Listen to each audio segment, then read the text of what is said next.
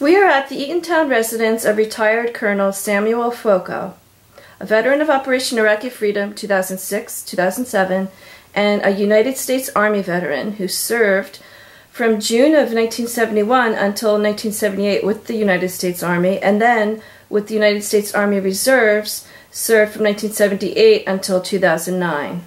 His duties included infantry officer and airborne ranger with the 82nd Airborne Division, the 78th Division, 1st Brigade Training Executive Officer, Operations Officer, and Commander, the 304th Civil Affairs Brigade, the 353rd Civil Affairs as Deputy Commanding Officer and Command, 353rd Civil Affairs Command.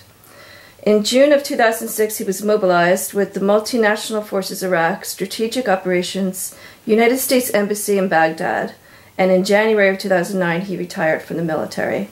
Today is October 22nd, 2015. I am Carol Fowler, Director of the Center for U.S. War Veterans Oral Histories. Thank you for wanting to share your memories with me here today. May I call you Sam? Absolutely. Your eyewitness account is considered a primary historical source and a valuable contribution to the National Guard Militia Museum of New Jersey and Seeger Veteran Oral History Project. Good afternoon, and thank you for having me, Sam. Thank you very much, Carol, for being here and taking the time to visualize and document my experiences over the last 37 and a half years. Oh my goodness. That's quite a career, Sam. Yes. Take me back to life prior to service. What had anyone in your family served? Tell me about your family. Yes.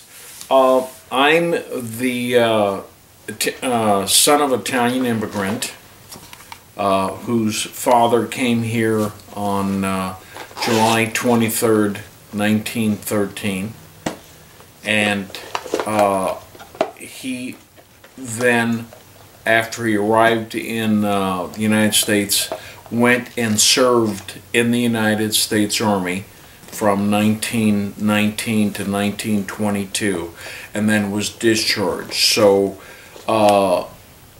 and then after his discharge, he returned and eventually settled in Washington State. My mother, who he married in 1935,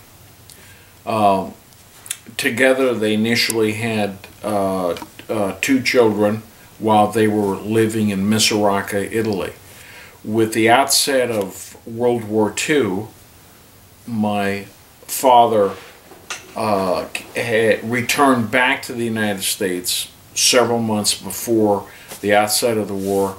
With the outset of the war, my mother was not able to come to the United States and was delayed almost 8-9 years throughout the war while remaining in Italy, and my father was here. So once the war was eventually completed and the Axis defeated, she came to the United States and traveled from Misuraca 500 miles to Naples, took a boat with my older brother to New York, and then, which was an incredible journey, and then from there she took a train 3,000 miles to Mapleton, Washington, where she met my father, and then I was born a year later, and then followed my brother and sister.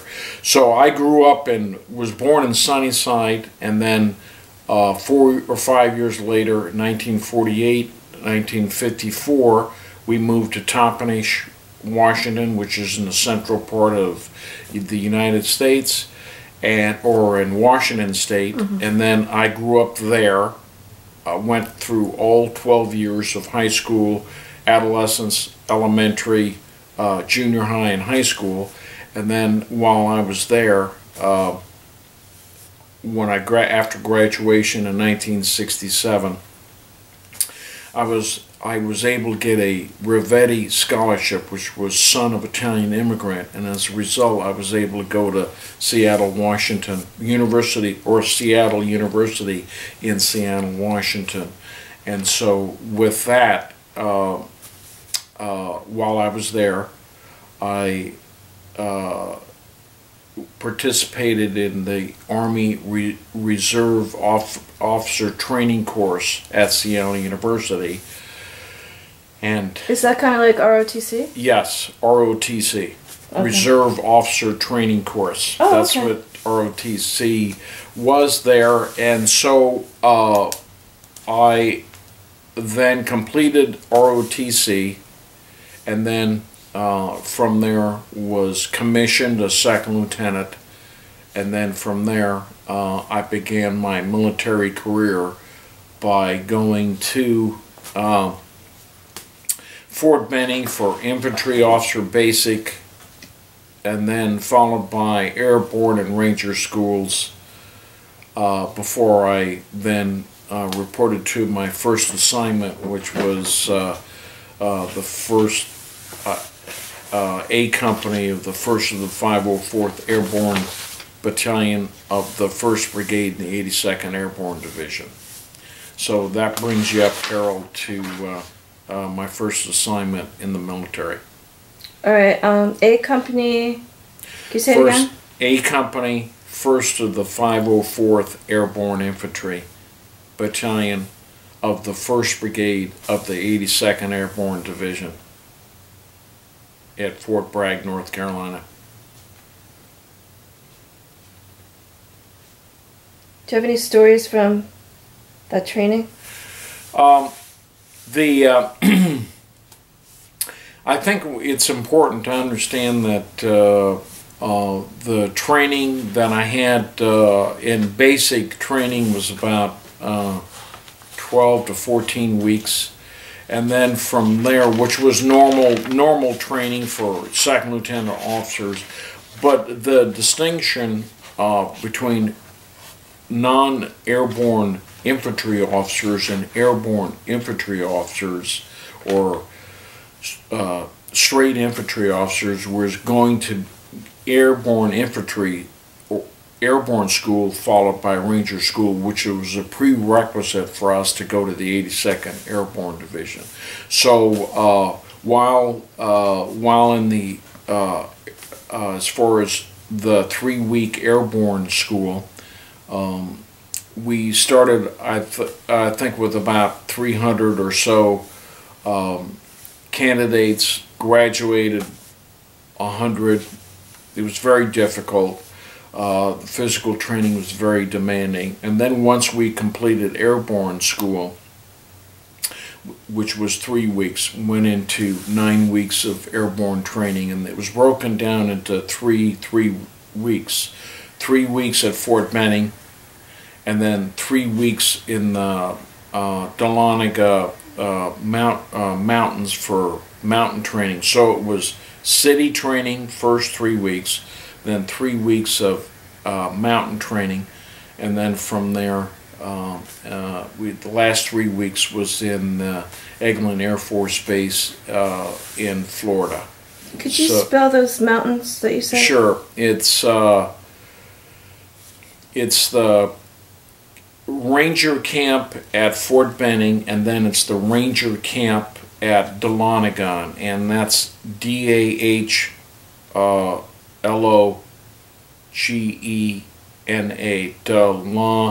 Dahlonega, Georgia. Georgia, okay. So it's Fort Benning, Georgia, Dahlonega, Georgia, and then Eglin Air Force Base in Florida. Where in Florida? It's the Fort Walton Beach, Florida. Okay. Did you have to jump out of planes? We did the 5 initial jumps in airborne school, and then in Ranger school we did between 5 and 10 jumps that included from Chinook helicopters as well as C-141s into Georgia. So, and then as well as we had the opportunity to do a couple of airborne jumps from the UH-1H Huey helicopter. So I think we ended up doing about 5 jumps during that 9 to 10 week training as far as Ranger School. So once that was completed on November the 22nd, 1971, I then reported to Fort Bragg and in North Carolina to begin my duty from there until I believe it was we went through 4 years. So from November or December of 1971 through May of 1975, I was there in the 82nd. And I had several assignments when we were there. I started off with the Alpha Company, first with the 504th. Then I went to G3, 82nd Airborne Division as the OIC of the Recondo School.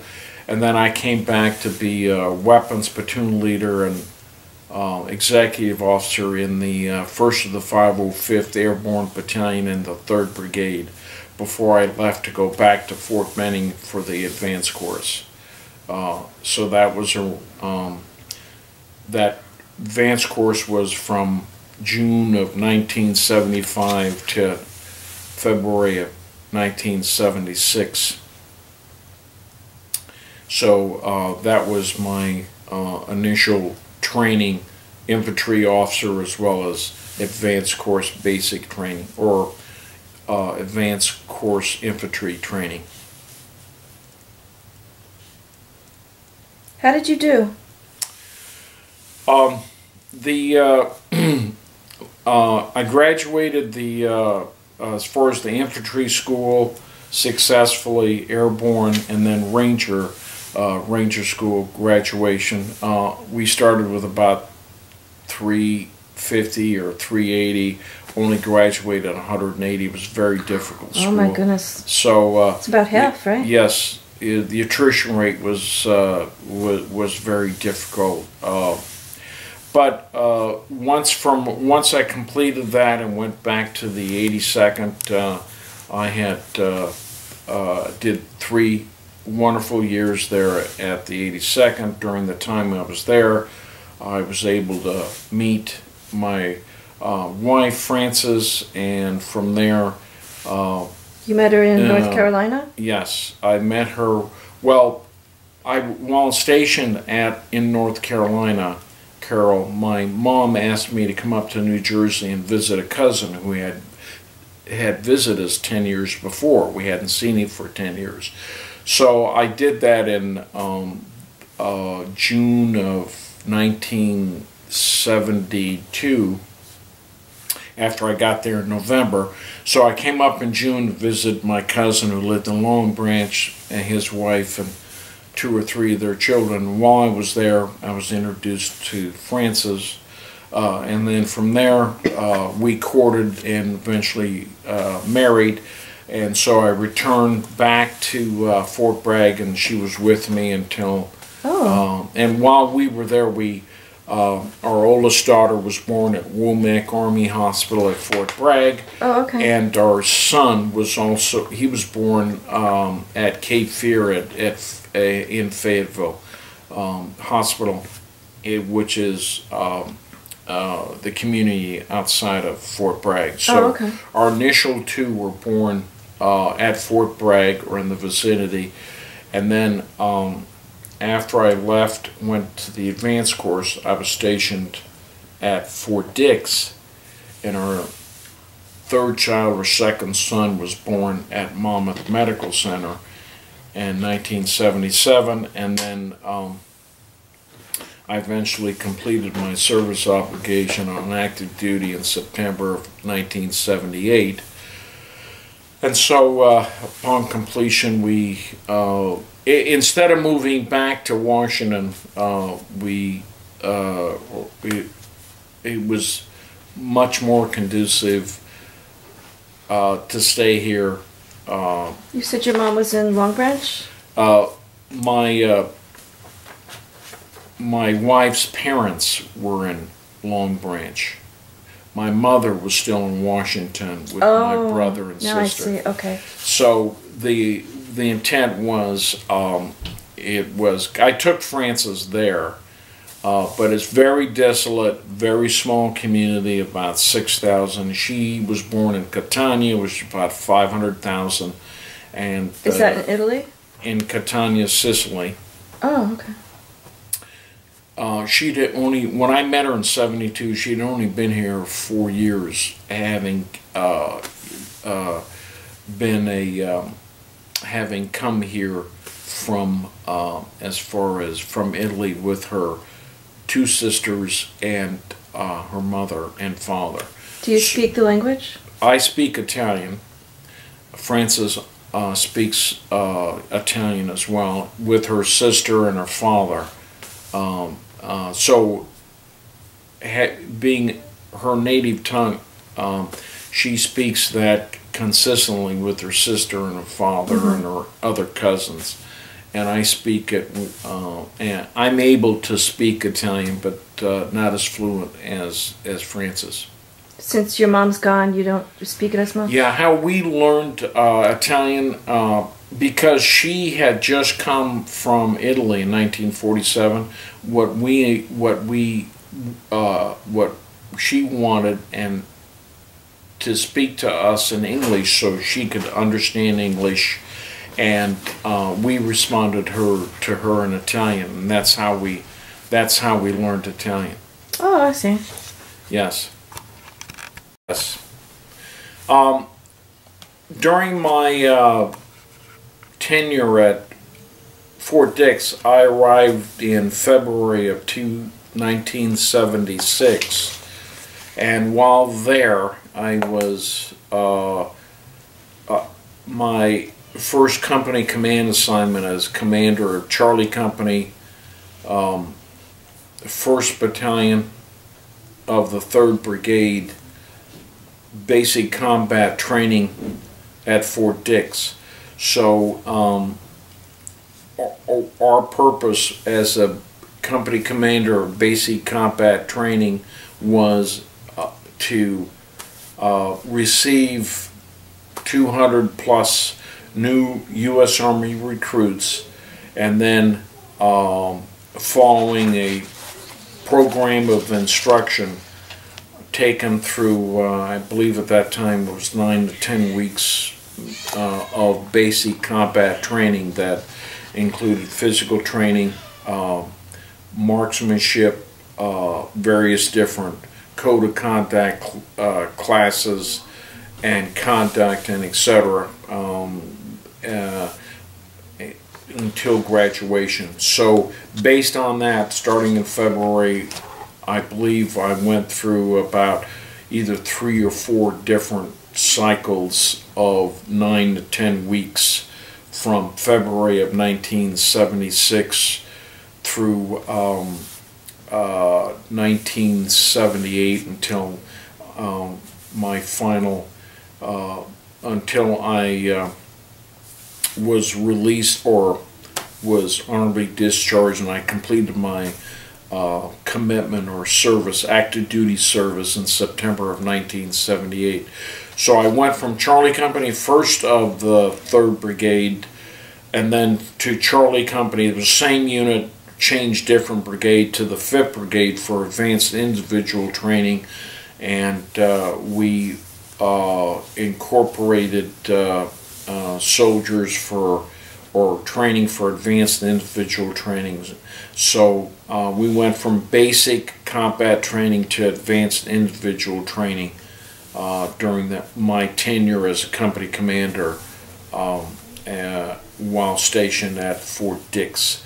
And then once I completed in September, or was honorably discharged, I left there and went into the U.S. Army Reserves and began my career there. Did you use any of your benefits at that time? Yes. At that time,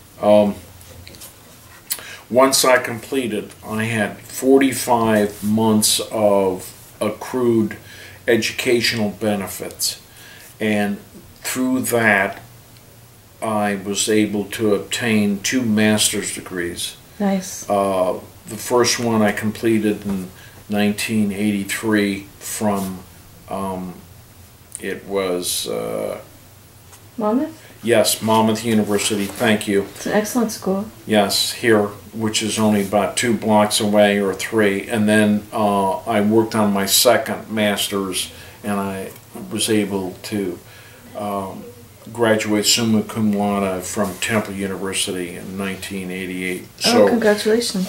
So as a result of those GI benefits, was able to obtain 2 master's degrees as a result of that 45 months worth of educational benefits. And they're both education degrees? Yes. My first one is a Master of Science in Special Education. Oh. And then my second one is a Master of Arts in Education Administration. And your undergrad is education as well? Yes, elementary education. So what did you do with all that? What it enabled me to progress as far as a Department Army civilian. I never used the particular degrees to conduct, to teach, or at either a high school, elementary, or elementary, high school, or college level, but I used it to further my, as far as promotion within the military, as well as in my Department Army civilian position. Oh, that's interesting. So when did you go to school? At night or no? So how I did that at night. So during the day, I remember, or reflecting back, is that I would did that at night. Tuesday night we would either work on my master's degree, and or on Thursday night I'd either be working on my Command and General Staff college degree, or Command and General Staff military education. So throughout the week, which was very important, and of which I give great credit to Francis, being able to manage the home as well as our children, while I was able to continue my education both in the military and on the civilian as well.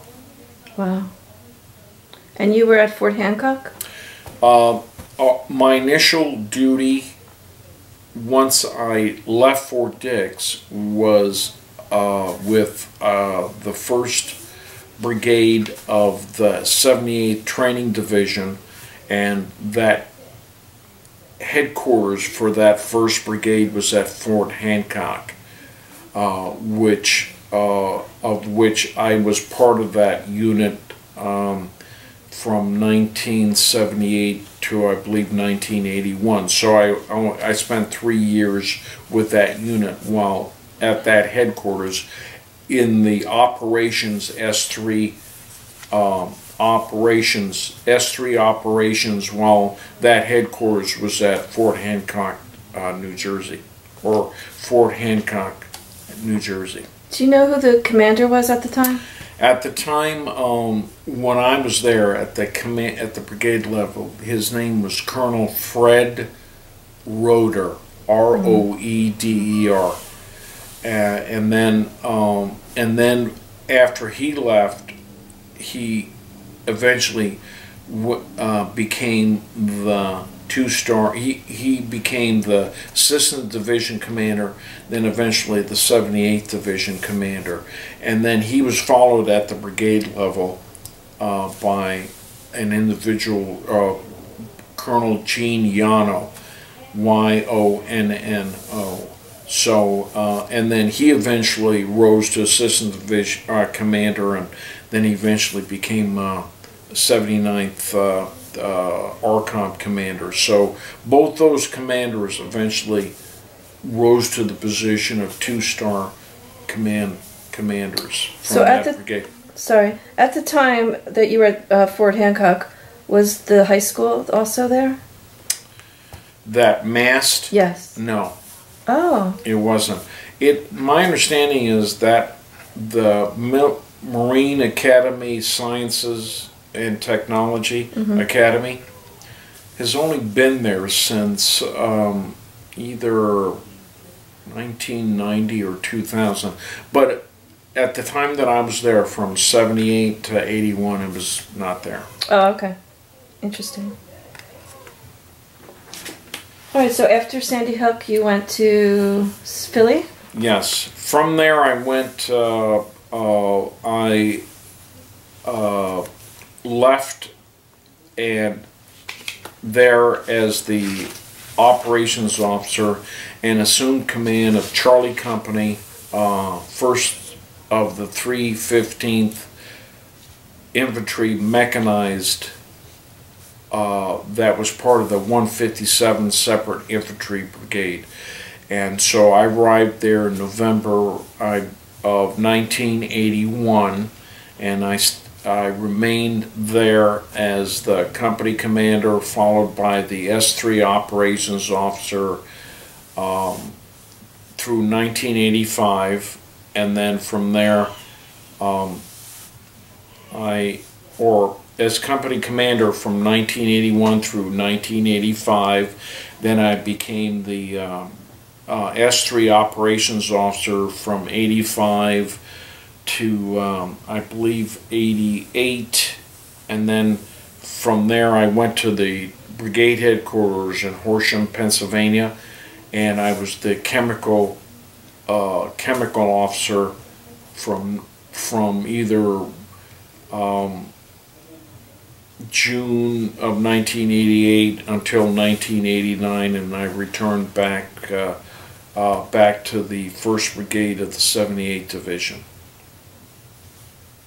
During that time, from 1981 through 1989, I was in the 1st of the 315th, followed by the 157th Separate Infantry Brigade in Horsham, until I returned back to the 1st Brigade in 1989.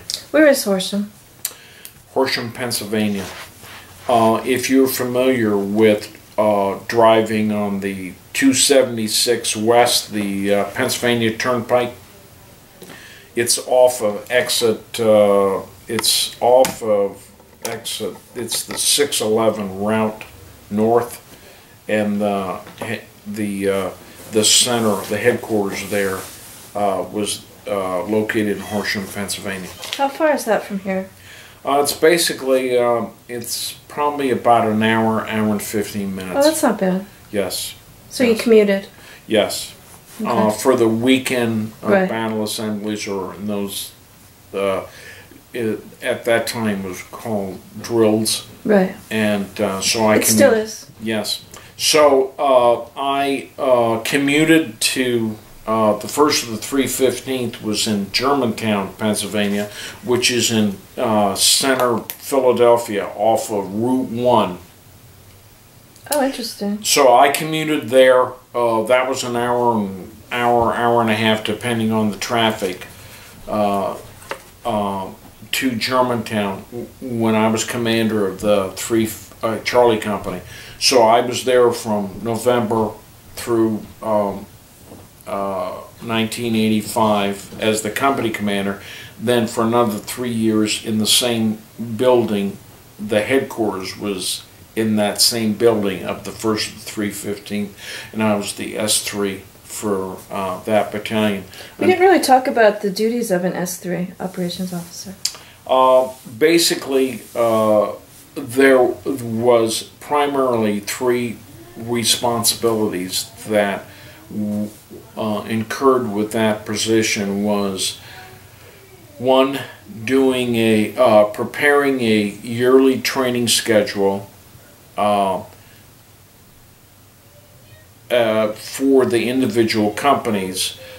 We had a headquarters Alpha Bravo Charlie Delta company. So from the aspect of the battalion commander implemented his command training guidance in the form of a yearly training plan that was implemented at the company level. So that included personnel administration, as well as individual training, meeting all the requirements necessary for throughout the year, that PT, physical training requirements, weapons training, and then coordinating battalion operations monthly, where we did our monthly training. If it wasn't in the actual center for various different admin requirements, we spent our training or conducted our training at Fort Indiantown Gap in Pennsylvania. Oh, okay.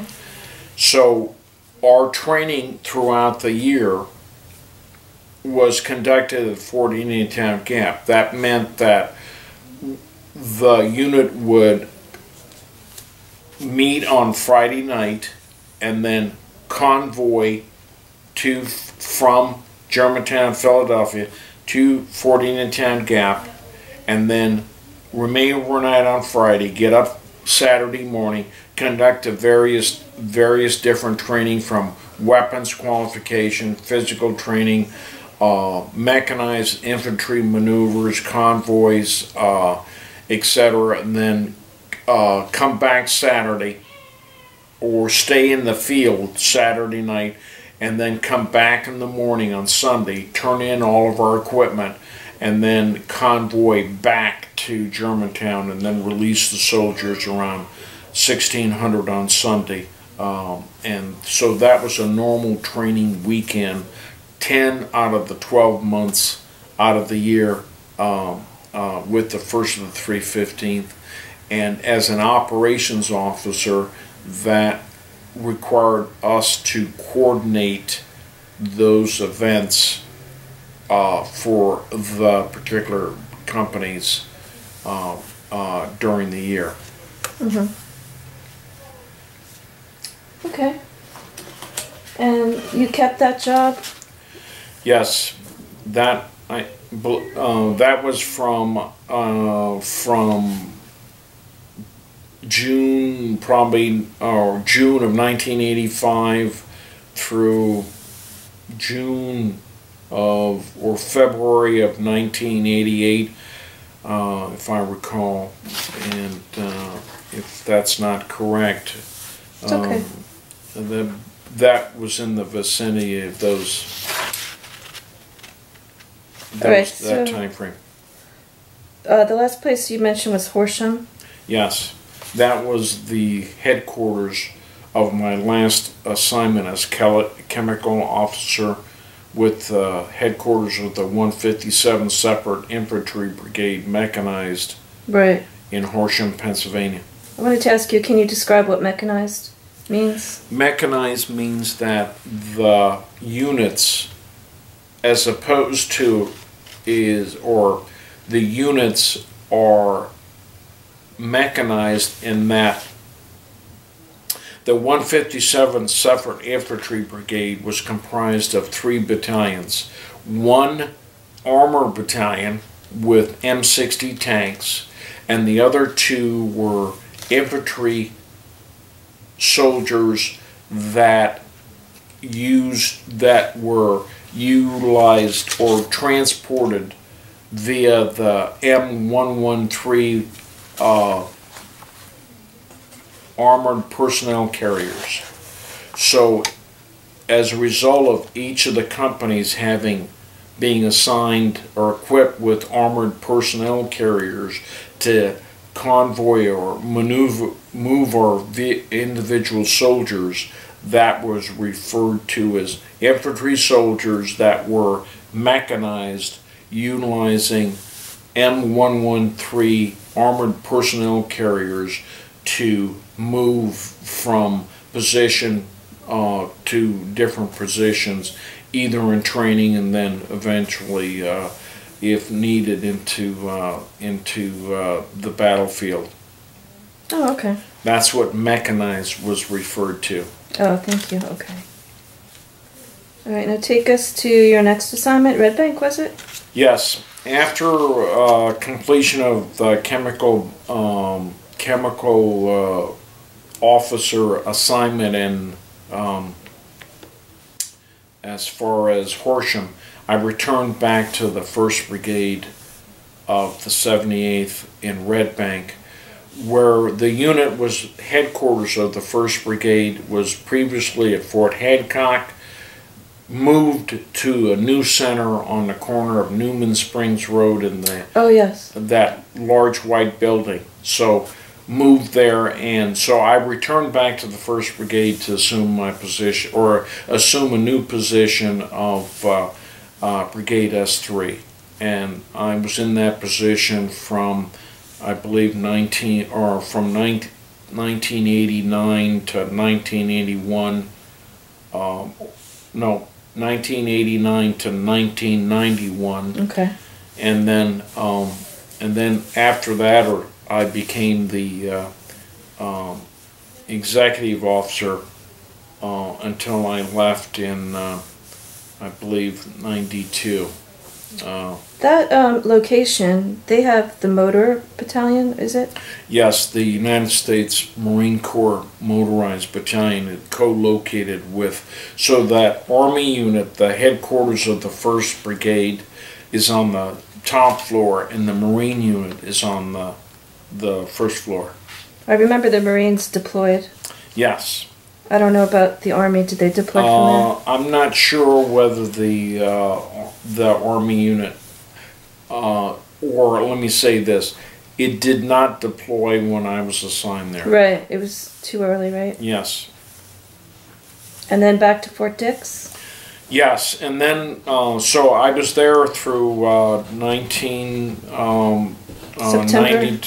September of 1992. Right. And then I then was assigned to the Lanes Training Brigade at Fort Dix. What does lanes mean? Lanes didn't in itself have a particular acronym meaning. What it meant was I was part of a pioneer battalion and brigade that utilized lanes whereby units would come in and in a particular lane at Fort Dix. Let's utilize my backyard here, of which was configured 1 to 2 different miles, whatever, through the woods, where it had various different obstacles that a unit had to breach or undergo in order to overcome the various different obstacles and etc. and or reaction there, ambush or sniper or etc. So a lane was a particular sequence of events that a unit had to react to in order to successfully complete that particular lane. So lanes were utilized. So I was part of that Lanes Training Brigade that then provided to various different training to various different Army Reserve and National Guard units that underwent that training. Okay. And then in June of '93,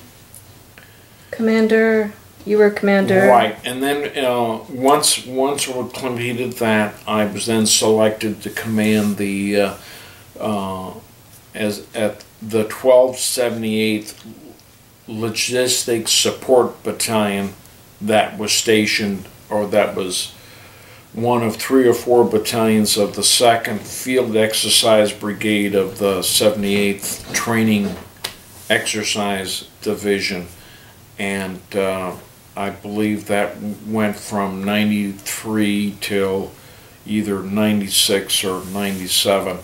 or 96, yeah. yes. So I spent 3 years there as the battalion commander for that particular unit. Still at Fort Dix? Yes. Okay.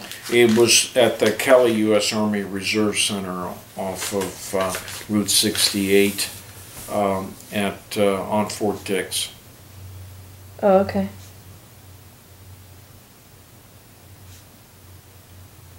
That's the first time I ever heard of a specific location at Fort Dix. Yes. The Reserve Center. All right. Let's see. Edison, New Jersey.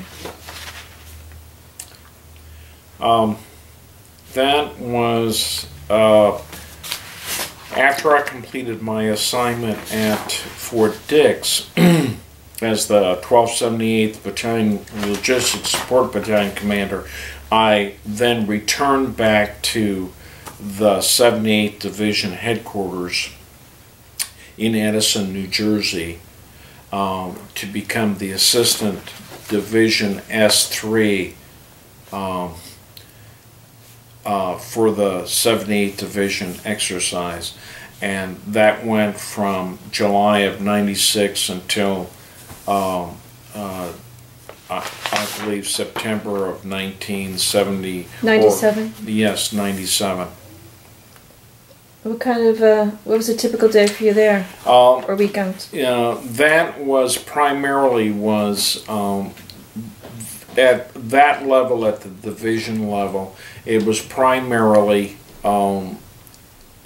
ensuring that the various different brigades at that time, there was 2 or 3, complied with the various different command policies of the division commander, from weekly training schedules, monitoring weekly training schedules of all of the units at the company, battalion, and brigade level, and then various different command training guidance, and as well as inspections. So a normal weekend was concerned with initial meetings, reviewing the training guidance compliance by the subordinate units, and then basically that was that as an assistant at S3, and then various different command briefings that were required quarterly to in preparation for and briefing for either the division and or the assistant division commander.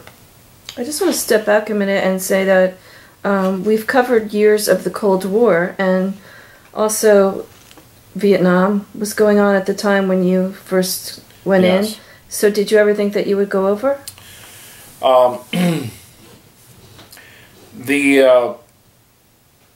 My initial intent was, when I went into the military, was to eventually serve in Vietnam.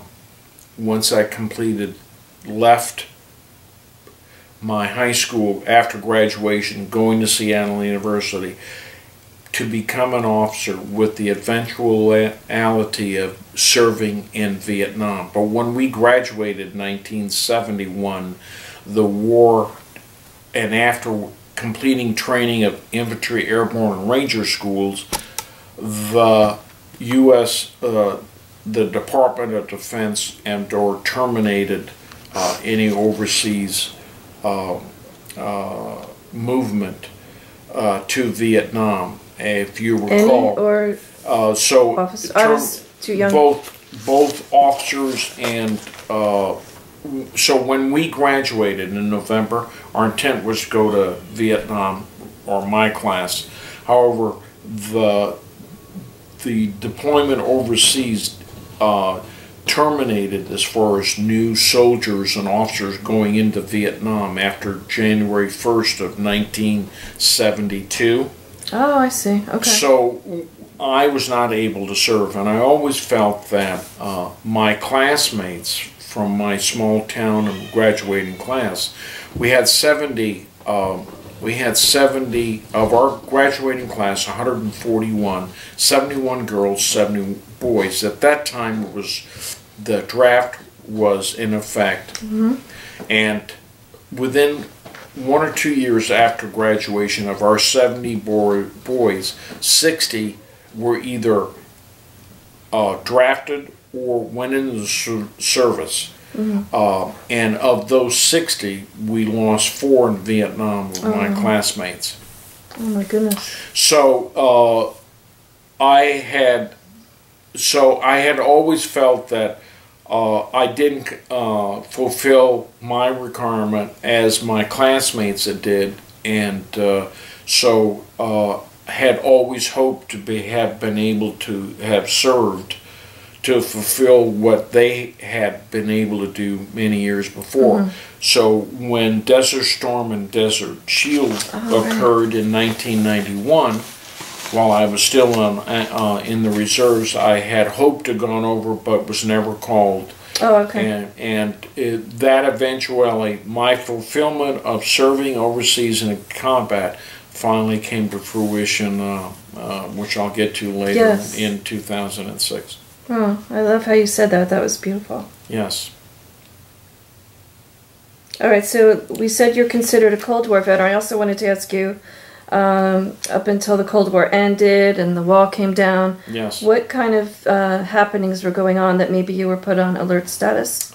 The only alert status that we were involved in, not during that, the only time that we were put on alert was in, let me see here. During Beirut or Lebanon? No, it was, if you recall, in October of, let me see, we got married in December of 1972. The following October of 1973, I don't know if you recall this, but the president of the Soviet Union at the time was an individual named Leonid Brezhnev, and he threatened to send in troops into Israel at that time. So we countered with the fact of sending in soldiers from the 82nd Airborne Division, and I was one of those initial soldiers that were alerted to be prepared to be deployed to go into Israel to counteract any movement at that time by the president of the Soviet Union. We got down to Green Ramp, were ready to load on the airplanes when Brezhnev, when the president retracted any effort to send soldiers from the Soviet Union into Israel. So we were then released from any alert status. Was that Nixon? Yes, you're absolutely right. Under President Nixon at that time. So that was the only Cold War alert that affected me while I was on active duty during that time. That's very interesting. I've never had anyone touch on that particular subject. That makes it very interesting. Yes. Okay, let's get back to 1996 to 1997. You're at the headquarters of the 78th Division in Edison. Yes. And then you transferred to the U.S. Army Reserve Control Group, St. Louis? Yes. At that time, I was then selected for motion to 06.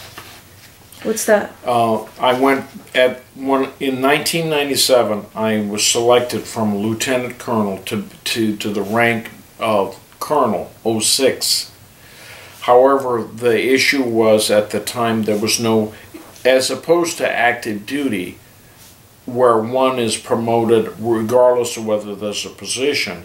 In the reserves, one can't be promoted until one is in an 06 position or a colonel position. So as a result, there was no 06 position for me to go to, Carol, in order for me to be promoted. So as a result, I got promoted, but I went into the United States Army Control Group, which is standby, ready to reserve. So I was in that control group pending of any future assignment from when I was promoted in September of 1997 until I was selected to for another position a year later in 1998. So what did you do for that year? You had nowhere to go for the weekends? I did basically for 1 year. I was had no assignment other than standby, ready if the U.S. Army had contacted me to do a special duty or assignment. So basically, I was on standby without a unit for a year. Oh, okay. I've never heard of that before. Yeah. That's interesting. It is. All right, and then exactly a year later, you're back in Philly? Yes. So a year later, through one of my former majors, I asked him to assist me in getting back into being assigned to a unit, and as a result of his connectivity with the commander of the 1st of the 304th, or the commander of the 304 Civil Affairs Brigade in Philadelphia at the Philadelphia Armed Forces Reserve Center on Woodhaven Road in Philadelphia. I met him. He lived in Seagard, Colonel Fred Jones, who was the commander at the time at the 304th in Philadelphia. So I interviewed with him, and he accepted me to return back into the unit, or he accepted me after interviewed with him to be assigned to the unit. And so on September 18th, 1998, I returned back into a unit of assignment, which was the 304 Civil Affairs Brigade. And what kind of job was that for you? I initially began as team chief of a economics and commerce team, so I was responsible for 15 to 20 different officers. So that initial year was wonderful in terms of, one, I was very pleased to go back into the reserve unit, and then secondly, I was the team chief of a wonderful, or very outstanding group of individuals, from majors, lieutenant colonels, and captains, and non-commissioned officers, and then being part of a overall outstanding brigade with the rest of the fellow officers, men and women who served in that unit. So I remained in that position for about a year, and then Colonel Jones selected me to be his deputy commander for the unit, of which I remained in that position until I left in, so from 1999 until I left in 2005 to be deployed to Iraq, or excuse me, in 2006 I was the deputy commander of that unit for 6 years.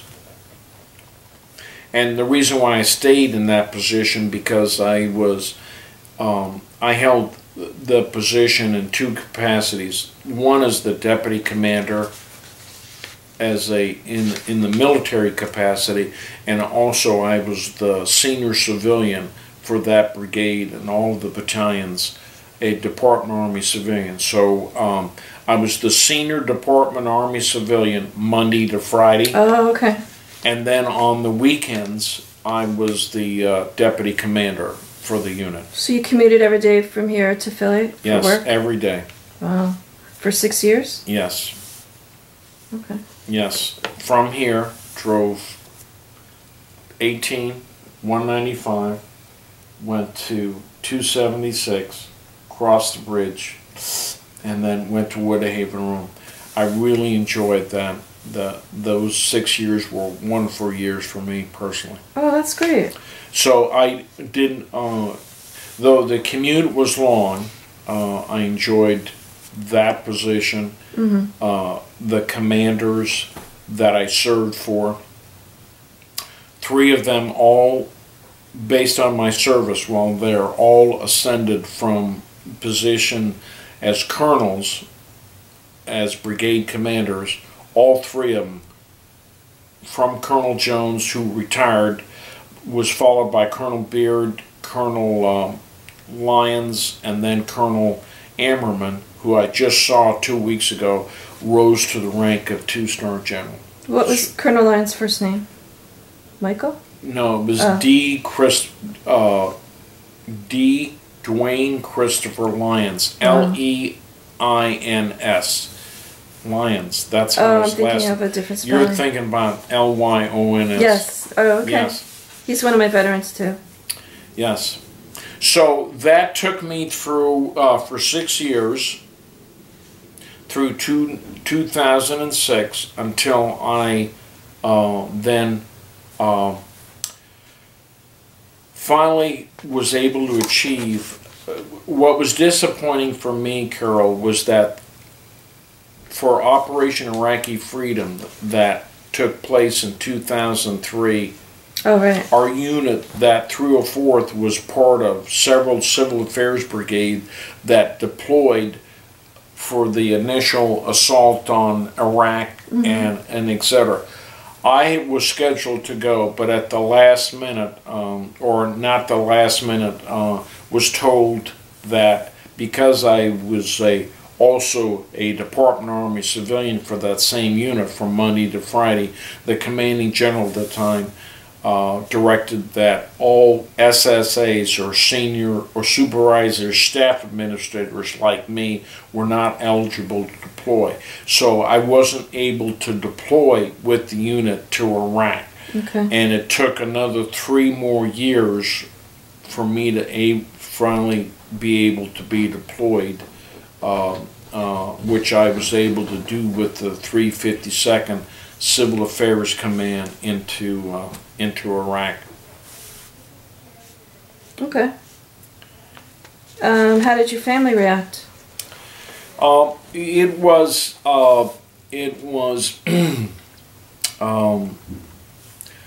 from my oldest daughter to 3 sons, and it was I made them aware that it was important for me to fulfill what I had always hoped to do from the time that I left my small community in Tompanish, Washington, to go to Seattle University. I wanted to fulfill what my classmates had been able to do 35 years before, wow, and that's serve in the combat zone.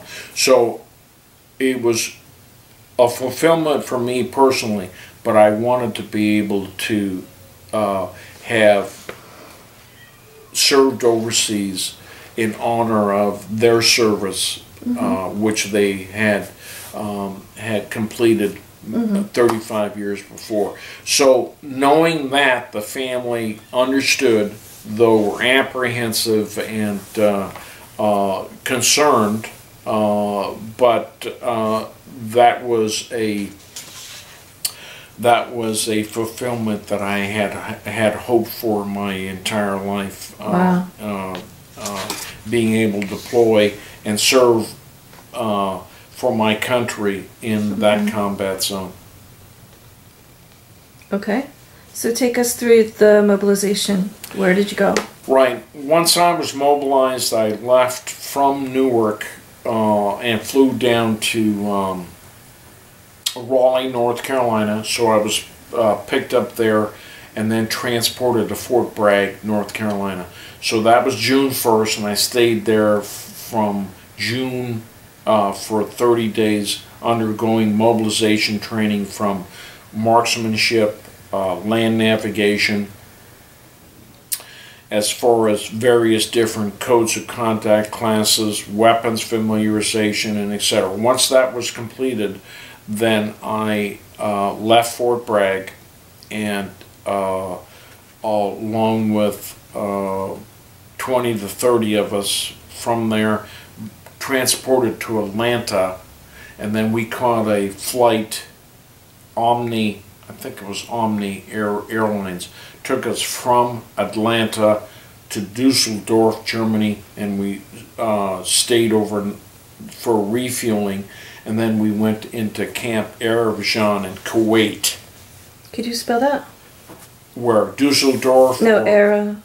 Camp Arabjan. It's Arifjan.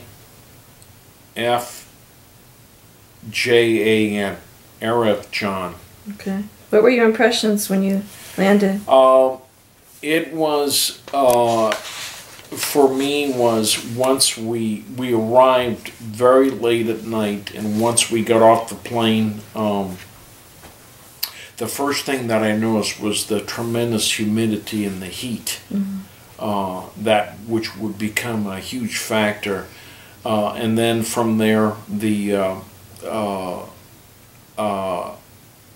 a realization now that we were in a particular combat zone, in a combat area, and that eventually we were going to be transported from there into Baghdad, where my tour was.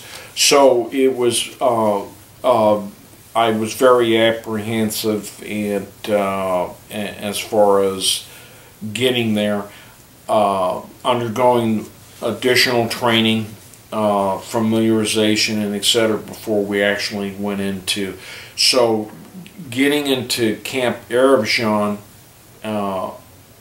from the airport, we were able to visualize, if you recall, during the initial Desert Storm, the Iraqi army that was, vehicles were ambushed and underwent demolition or at the hands of the United States Army.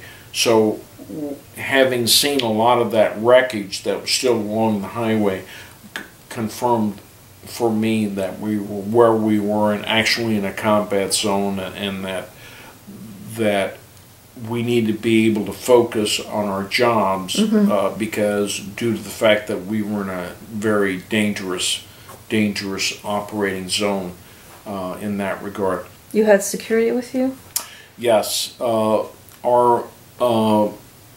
Our initial, once we got into Camp Arabjan, because of the fact that it was a sealed off location, security was on the perimeter of the camp, not necessarily inside the camp. So knowing that, we were secure inside the camp, with the fact that military police or the provided security for us outside of the gate. I meant when you went on the highway. Yes, we had security in front as well as in the back, en route to our particular destination, which was a place called Camp Bering. It's B-U-E-R-I-N-G. That's where we were taken from the airport out to Camp Bering. That's where we remained, I believe, 2 weeks, that enabled us to be acclimated to the weather, and as well as to the surroundings before we left there to go into Baghdad, Iraq. Okay, so Camp Bering is in Kuwait? Yes. Okay. And how was morale for you and your colleagues? The morale was very high, in the fact that we were all there, majority of us, because we had volunteered to go there, and it was important for us that we were representing the United States of America, our families, and those are loved ones.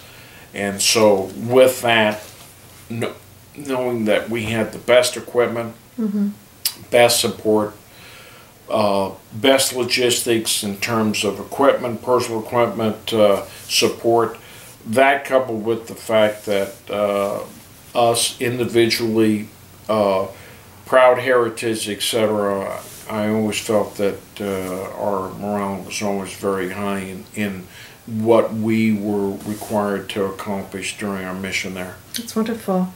Did you meet up with troops who were going in the opposite direction? Yes. While we were going in or preparing to go, there were those soldiers that had completed their 1-year obligation and were returning to go back home. And it was important for me to see that one could be here for a year, accomplish the mission, and return safe. Right. Though what it would turn out to be is the year that I was there was probably the highest months whereby casualties were incurred by our forces during the time that I was there. It was relatively high in the number of casualties that we, and I wanted to share with you a magazine that I wanted to share that indicated by month the casualties that incurred during those the years that we were there. But the particular year you were there, was that when there was street-to-street fighting in Fallujah? Yes. Oh. Yes. So the year that I was there, from July of 2006 to 2007, General Petraeus got there in February of 2007, Carol, and then at the beginning of the surge, if you recall, the additional 30,000 soldiers that he requested for and was provided, that those additional forces, that surge process occurred from the time he assumed command, February, and then for the next year, and basically with his whole counterinsurgency process and philosophy and policies that were implemented at the brigade level, brought stability to the capital of Baghdad. Oh, interesting. He was revered by all of us, from officers, his staff, and etc. He was an outstanding officer and leader of troops. In fact, my Bronze Star medal was signed by him. So that was so while I was there, once I arrived into Baghdad via C-130 into Baghdad, and I'm sharing that experience today with the volunteers or students from St. John Vianney High School. Once we got to Baghdad, the aircraft had to do a spiral into Baghdad Airport because of the fact that of all of the small arms fire that were coming from the terrorists and insurgents around the airport. So once we got on the ground safely... It was a hot zone? Yes, it was a hot zone. Wow. And once we got there, we were then transported from the airport to Baghdad, and it was called Blood Alley or Bullet Alley. And the reason being, so in order to be transported, to get from the airport to Baghdad, we were transported in buses called armadillos, and they were buses that were heavily armored on the outside to prevent bulletproof windows and etc., to reject or repel various different small arms fire into the buses for that were carrying individuals from the airport into Baghdad. So once we were able to do that, I got to the embassy, which my duty was at the multinational force headquarters, multinational force Iraq headquarters at the former Saddam Hussein presidential palace in Baghdad. That was once he was removed from his position as president and then eventually found, as you know. We used the presidential palace in Baghdad by the U.S. Embassy. That presidential palace was then utilized by the U.S. ambassador, the Department of State, and the multinational force Iraq as the headquarters. And that's where my place of duty was from the time that I got there until December of 2006, until I came home on R&R. Oh. Who do you remember who was the ambassador? The ambassador at the time was he was followed by David Crocker. The individual escapes my. I can see him visually. I don't remember. That's okay. He was the U.S. ambassador with General Petraeus. with Casey. George Casey. So General George Casey was the multinational force in Iraq commander. I see. With that particular ambassador whose name escapes me. Those two relinquished their positions to General David Petraeus and General or Ambassador Crocker in February of 1970 or 2007. So why was that? They had completed their. If you recall, there was a major shift in policy. One included the change of command leadership as a result of that policy change, and so those two individuals completed their duty assignments together and were then replaced by Petraeus and Ambassador Crocker simultaneously, and they took over their positions in February of 2007. Was George Bush the second president then? Yes. Okay. Yes. All right, so you went home for Christmas. That's amazing. Yes. So I was able to come home for Christmas after 6 months, and then... it must have been so wonderful. Yes. During the time, I ended up doing what I ended up doing was concurrently, and I'll show you this when we're done, is I did a daily diary of my stay there, of all 300 plus days that I was in Iraq. From the time I left, June 1st, until I returned home on July the 18th, or June the 18th, 2007. So I wrote an individual diary. Concurrently, Frances kept, kept a photo album, all the pictures that I took while I was there. And concurrently, I did later, as my daughter Teresa asked me to, or she would send me monthly. What took place during the time that I was there was either Teresa or I arranged to have care packages sent to me, and so what took place was, instead of all 10 to 15 families that are related to Frances sending me, it was organized either through Teresa or Frances or both, my oldest daughter, is that one family would send a care package of various different items on a monthly basis.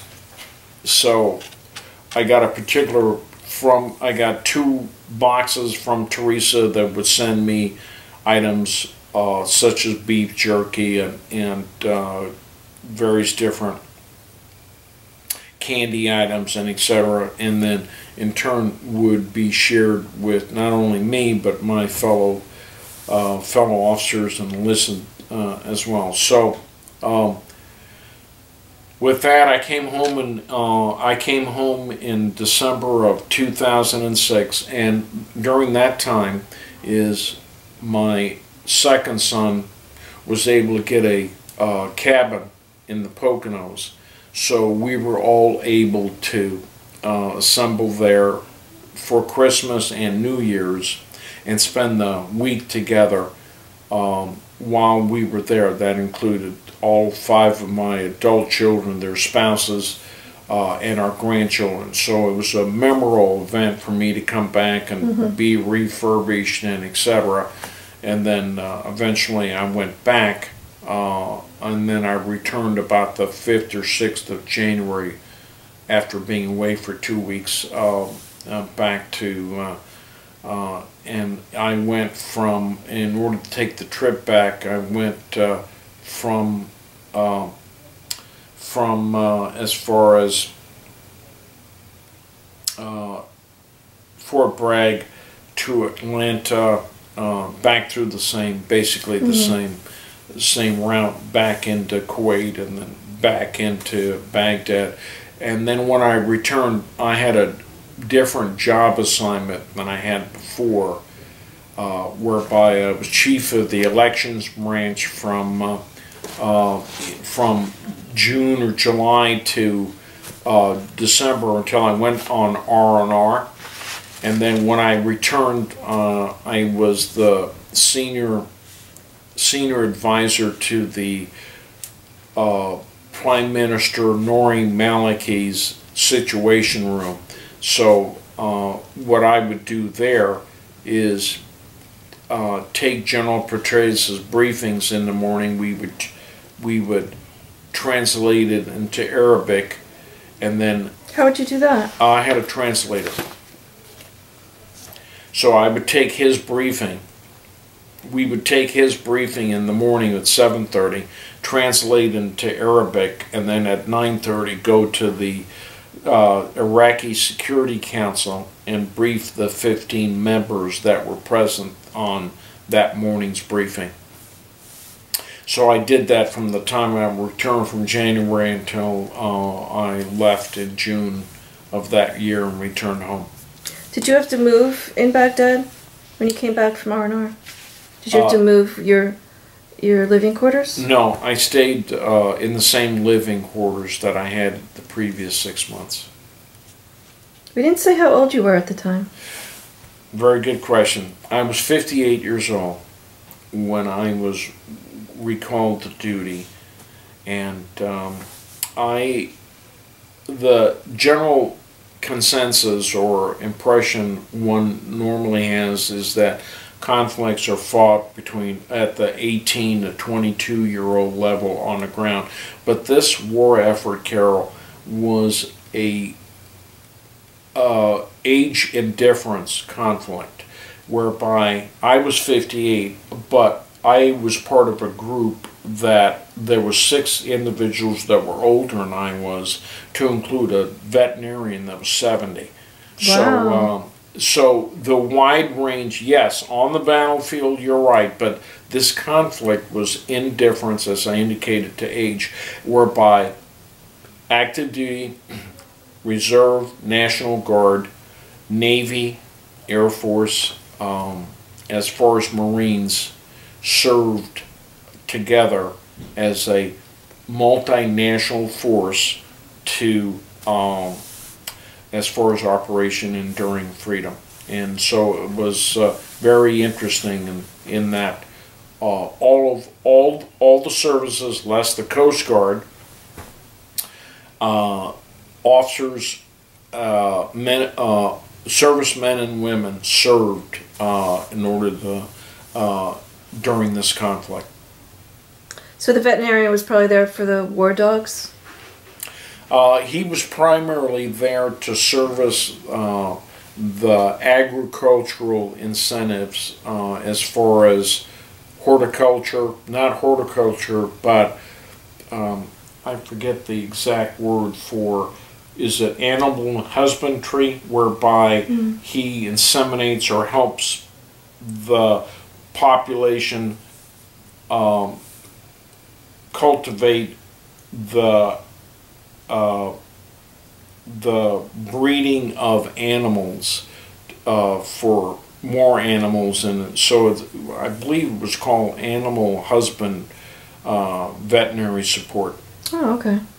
And let's talk about the elections. Was that when everyone held up their fingers with the ink? I got there in June of 2006, and that hadn't been done the previous year. Okay. The previous election. So when I got there as chief of elections branch, my job was to further that initial process and plan for the next election that never occurred while I was there. Okay. No, to answer your question, no. Okay. However, as chief elections branch, my responsibility was to keep the ball rolling. Yes, to continue the process in hopes of toward the next election that was to take place, but it never occurred while I was in that position. While you were there, you talked about the high casualties. Can you also talk about, did anything good happen for our side as far as finding terrorists or taking out al-Zarqawi?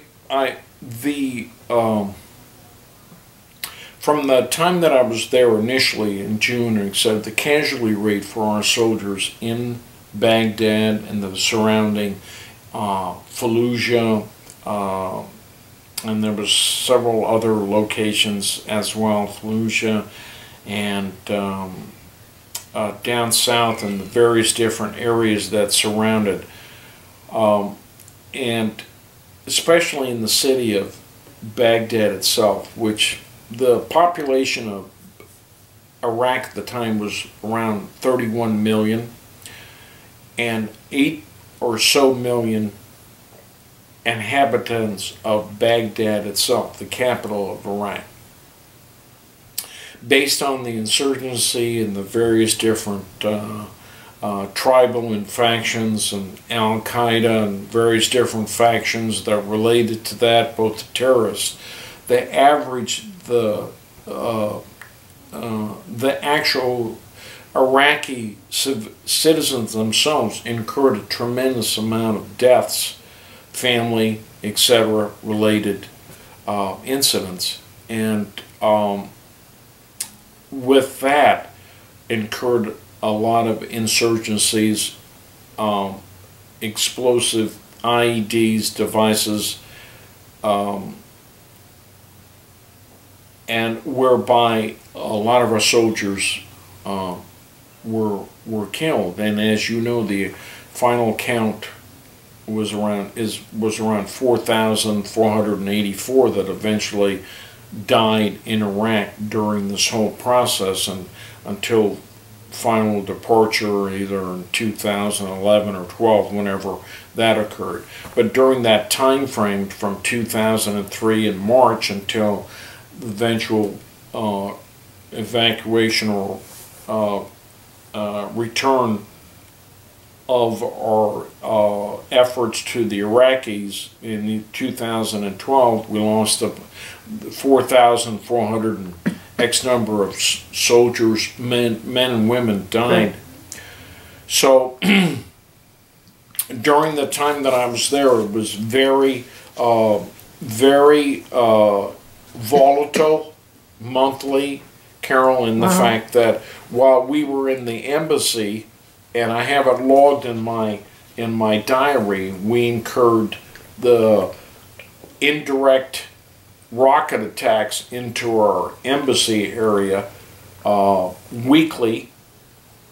Wow. So of the several of the 10 or year that I was there, I recorded personally 26 rocket attacks whereby rockets were inbound from Solder City, surrounding communities, into the green zone or the international zone where our embassy was. So it was very volatile, day to day for us as soldiers within the Green Zone.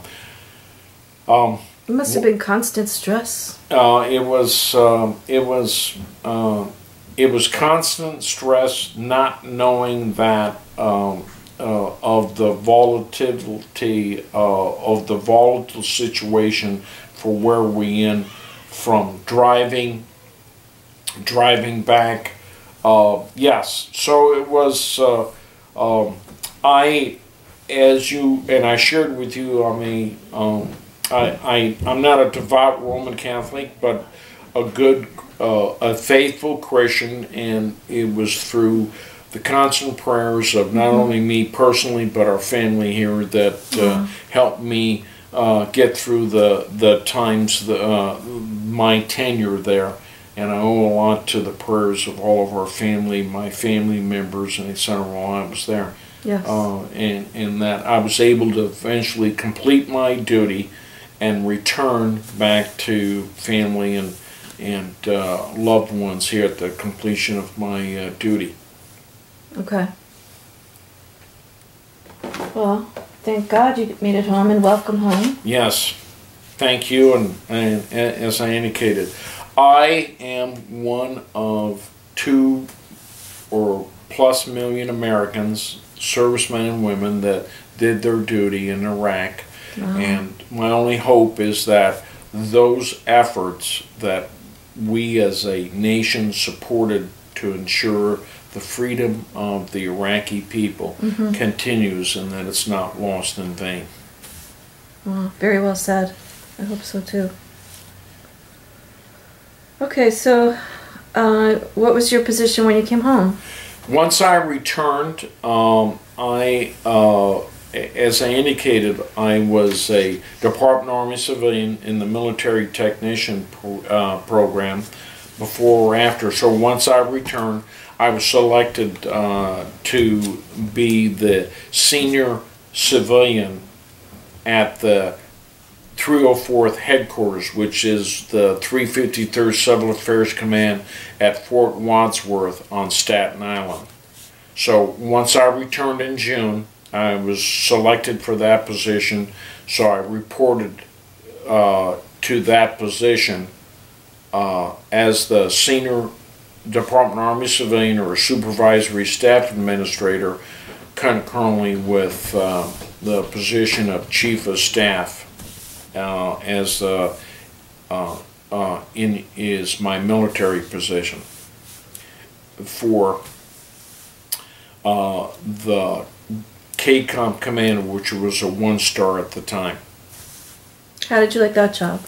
I really enjoyed it due to the fact that the commanding general selected me for that higher position for both positions. So I enjoyed that position, that particular, the job or the position itself and the duties and responsibility, but more especially to be able to work for the individual who, to this day, I still maintain a great friendship. In fact, he was here 2 or 3 weeks ago, stayed overnight due to the fact that he had a event that he had to attend. He currently is retired, works in Washington, D.C., so he stayed here en route, or he stayed overnight with his wife and daughter. So that's a relationship that I've maintained with him since that position, and then after I retired to this date. Oh, that's so nice. Had you known him earlier? Yes, I knew him. Believe it or not, he when I was as a colonel and deputy commander of the 304th, he was a battalion commander of one of the battalions that was subordinate to us, our brigade, the 411th in Danbury, Connecticut. So he was the battalion commander. So, and I knew him from that particular time, or recommended him for that position, and then he rose from that particular position quite rapidly over the next 5 to 6 years, he went from a major to a 1-star general. Okay. In a matter of 5 or 6 years, and eventually became the commander of the 353rd. He's currently the Senior Executive Service Tier 1 Director of the Human Resources for the Army Reserve Command in Washington, D.C. Was he the major who got you the position in Philly after you had been inactive for a year? It was a different major. Oh, okay. Different major. Okay. I was just curious. All right. What is Psychological Ops Command? The 353rd Civil Affairs Command is part of the U.S. Army Civil Affairs and Psychological Operations Command, USACAPOC, which is headquartered at Fort Bragg, North Carolina. It comprises of 4 Civil Affairs Commands, KCOMs, and 2 Psychological Operations Groups, or POGs. And that's why it's referred to as the U.S. Army Civil Affairs and Psychological Operations Command, USACAPOC. So what kind of work was that? Did that affect you? To be part of that command, Carol, I had to be qualified in civil affairs. So what that meant was, as an airborne ranger infantry officer, I had to go to the civil affairs officers course, civil affairs officers course, complete that course following the extensive or distant learning. So I had to complete the distant learning plus the 2 weeks training course to become a civil affairs officer. And so that's what Civil Affairs and Psychological Operations Command means. So it roughly has about 2,500 to about 10,000 soldiers across the United States in that command. Can you describe Fort Wadsworth in Staten Island? Yes. Fort Wadsworth is the location whereby the Verrazano Narrows Bridge foundation is on Fort Wadsworth. So on the Staten Island side, the Verrazano Narrows Bridge enters from Fort Wadsworth, and it culminates on the Brooklyn side at Fort Hamilton. Fort Wadsworth and Fort Hamilton was part of the coastal defense system in the Hudson Bay Harbor coastal system that was established in the late 1800s and the 1900s. So Fort Wadsworth is a roughly about 200 acres that comprises of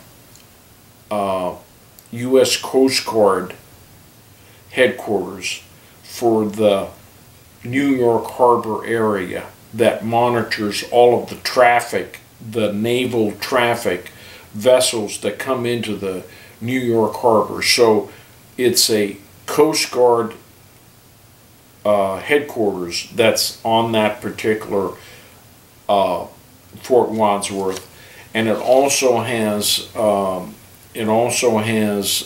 Navy, or correction, the 353 Army Civil Affairs Command headquarters there, as well as several other Army Reserve units. It also has housing that's provided for those Coast Guard enlisted and officers that are stationed at Fort Wadsworth that man the as far as Coast Guard entry and departure of vessels that come into the Hudson Bay and New York Harbor. Mm-hmm. So was that your last duty station? That was my last duty station.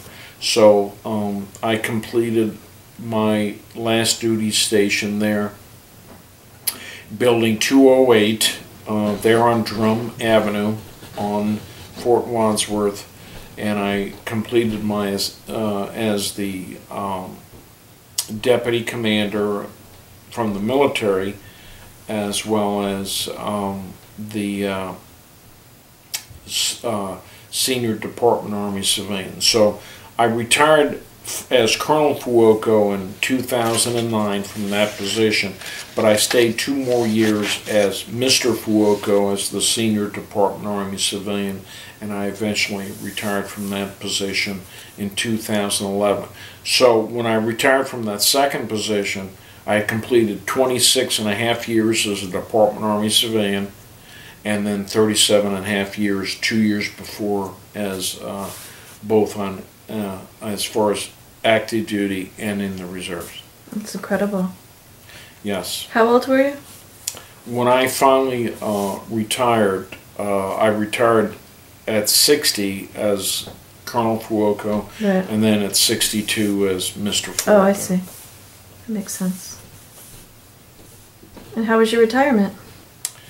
It was a wonderful ceremony. It was conducted on Fort Wadsworth. I and 5 other colonels and a command or sergeant major retired with me together, mm-hmm, and the ceremony took place right on Fort Wadsworth, from the viewpoint that overlooked the Hudson Bay and the Verrazano Bridge as the backdrop. Mm-hmm. And it was a wonderful ceremony attended by Francis and all of my children and grandchildren. And so I was awarded, I was given an opportunity to say farewell, and was presented Legion of Merit, as well as award to Francis for her support. And then from there we went across over to Fort Hamilton for a reception there and dinner following the ceremony in the morning. So it was wonderful, wonderful, mm-hmm, a wonderful closeout, Carol, for a 37 and a half mm-hmm year service. Oh, that's great. It was well appreciated, and by me and our family, mm-hmm, by those who appreciated our service.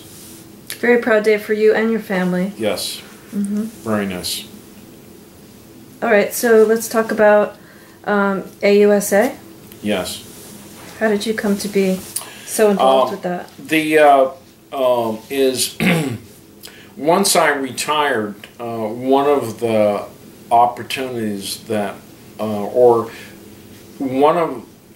my retirement note, or I was given a retirement plaque that was signed by Major General David Morris, and he indicated in that little note to say, thank you for your 3,700, but don't let retirement retire you. Continue to serve men and women in whatever volunteer status.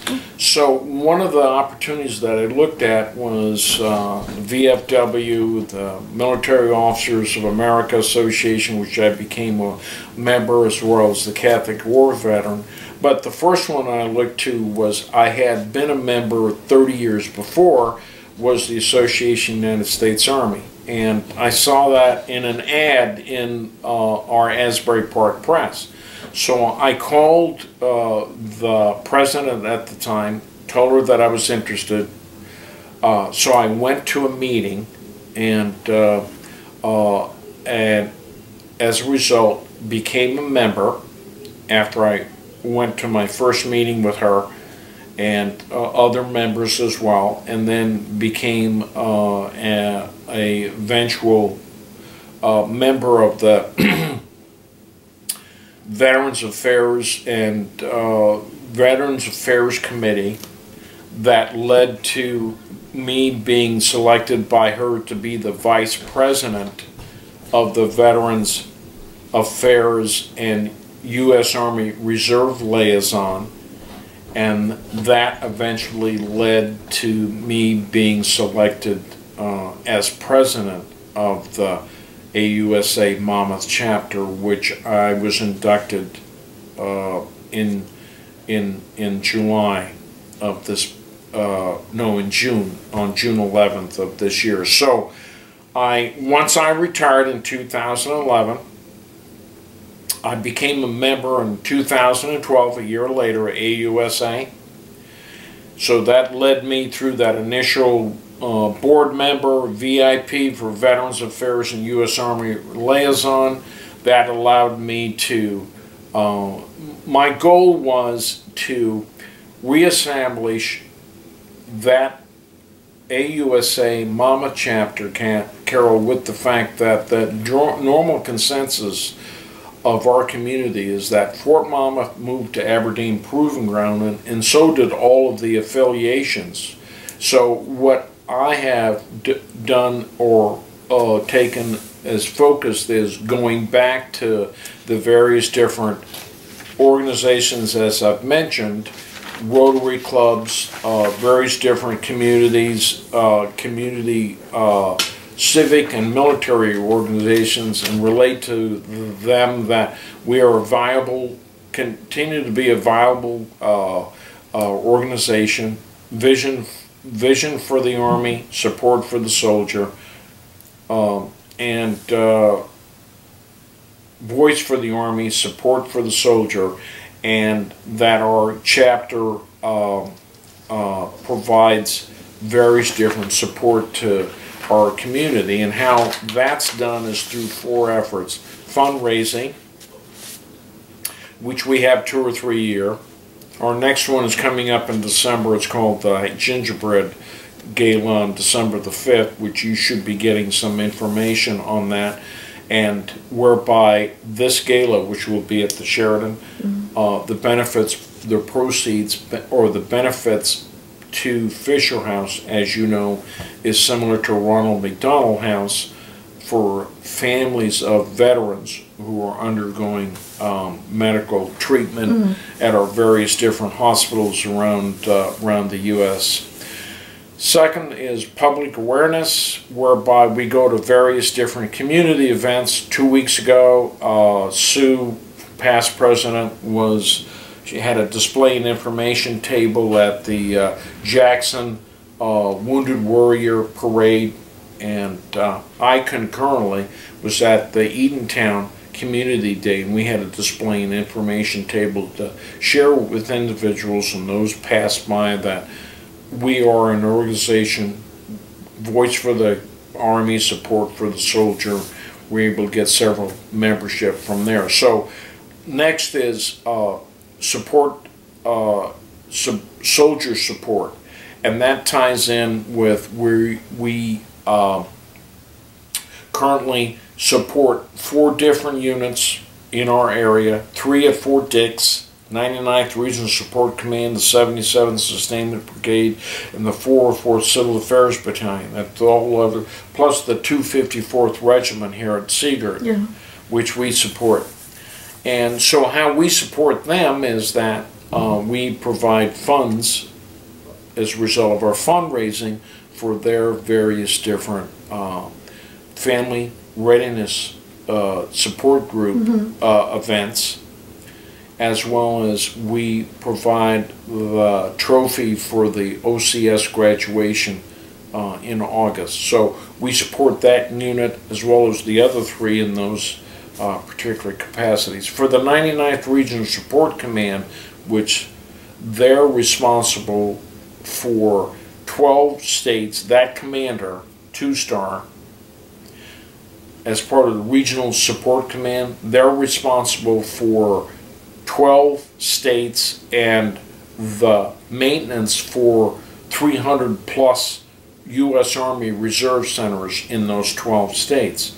So they're responsible for the maintenance, the snow removal, lawn cutting, etc. for those the electricity and the maintaining of those buildings.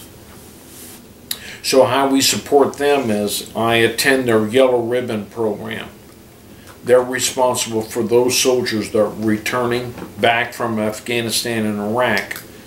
And what I do is I just sent, as I was waiting for you, I sent an RSVP to the coordinator. We will be going up to they're normally held in King of Prussia, etc. It's a weekend requirement, Yellow Ribbon, whereby those returning soldiers, which I did not have when I was returned, Francis met me at 1:30 at Fort Bragg in the morning, and I went, transitioned out, and came back. But this Yellow Ribbon program requires soldiers that return, Carol, to go back 30, 60, 90 days where they're re-emerged or re-indoctrinated or reintegrated back into the system of legal affairs, medical, insurance, and etc. Family after being away for a year. And that involves not only them but their spouses and their children. The activities are normally on a weekend that involve all three. So I support that effort by having a table on Saturday of our support information brochures, and then on Sunday I do two workshops where I relate to them. I do a briefing that's called Veterans Employment Rewards and Challenges, where I give a 25-minute pitch on the current unemployment rate in New Jersey, but at the end I offer all of them 5 or 6 different methods for which they are sitting there in 2 capacities or 3. They're employed, unemployed, or employer, and provide them the information that they can utilize not only with their squads or sections, that they can back the opportunities to go online, such as Hero to Hire, or I give them several, there's placement opportunity, job fairs that they can go to, as well as 2 or 3 other opportunities from online handouts that they can utilize either them for themselves, their employer, and or employee.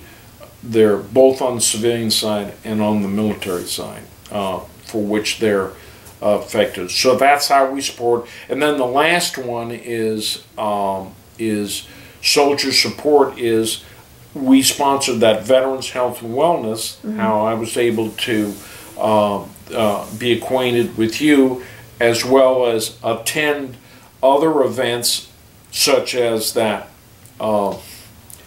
event on July the 10th. You were there for the bridge. Yes. The War Veterans Bridge dedication ceremony. Yes. So we attend that based on invitation and do the soldier support, not only the units, but the other is we support 2 or 3 ROTC units, and the other is we sponsor St. John Vianney, and they and how we sponsor them to provide volunteers to go to the Veterans Home in Menlo Park, and then 2 of their organizations, the Military Support Club, that's part of St. John Vianney, does collection drives twice a year, Carol, whereby those collectible items then, as last year, were sent overseas for deployed soldiers. Okay. Since that has diminished as far as soldiers overseas, this year she's going to do these collection drives for the Menlo Park Veterans Home and the 2 homeless homes. There's one in, it's called Veterans Haven in Glen Garden. Yes, yes. Glen Garden. I get their newsletter. Yes, you do? Veterans Haven South? Yes. There's a Veterans Haven North. Yes. So she'll be collecting. So that's our soldier support. And then the last is education that we provide at the end of the school year.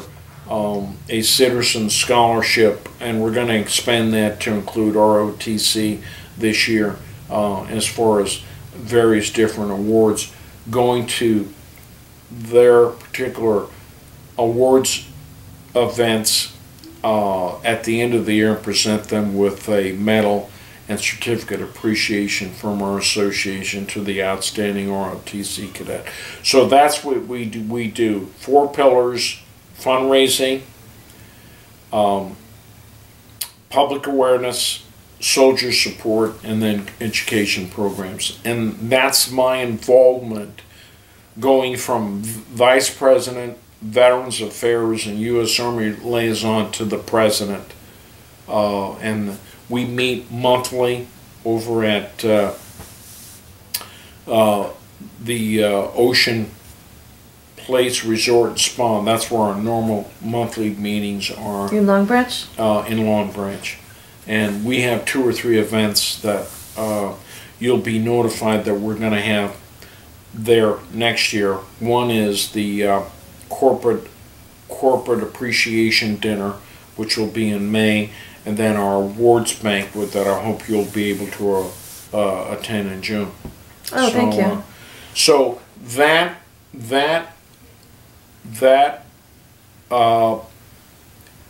my main I'm a member of those other 4 organizations and members only, and I only attend the VFW meetings, but my focus Monday to Friday is AUSA Mama chapter. Wow. And full-time job. And of which I really appreciate being able to have the support of our board, our membership, and to be able to provide support and assistance for our soldiers.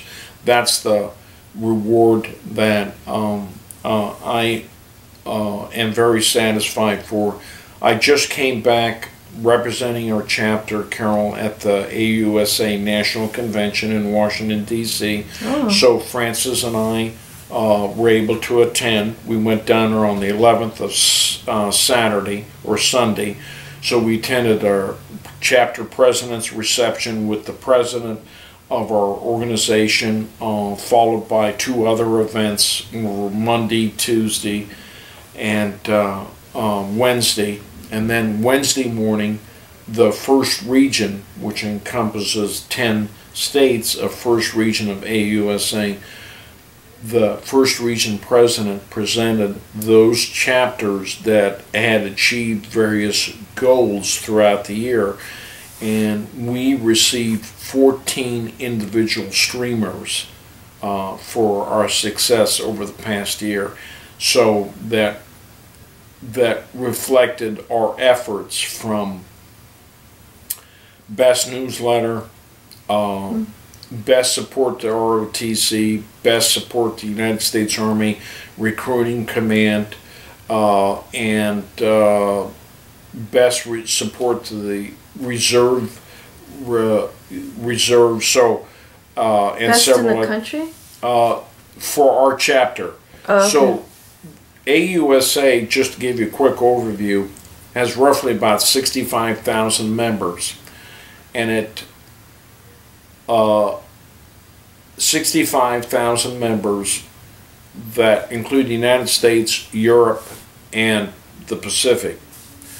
Of the 165,000, those members are, of those 65,000, there are 120 chapters that then configured around first regions, of which there are 9. So there's the headquarters broken down in 9 regions, and 9 regions have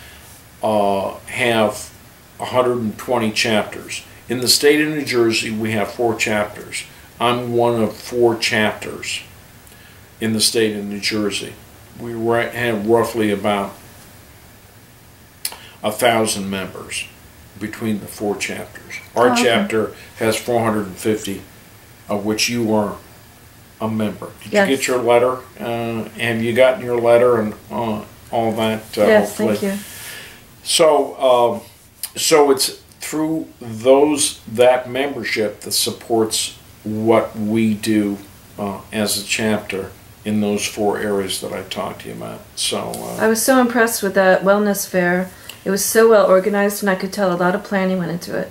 yes. How many people work on that, and how long did it take? That involved a committee, Carol, of primarily myself as the co-chairman with another chairman, and then Sue Davila and 3 other committee members. So it was a planning committee of about 5 or 6.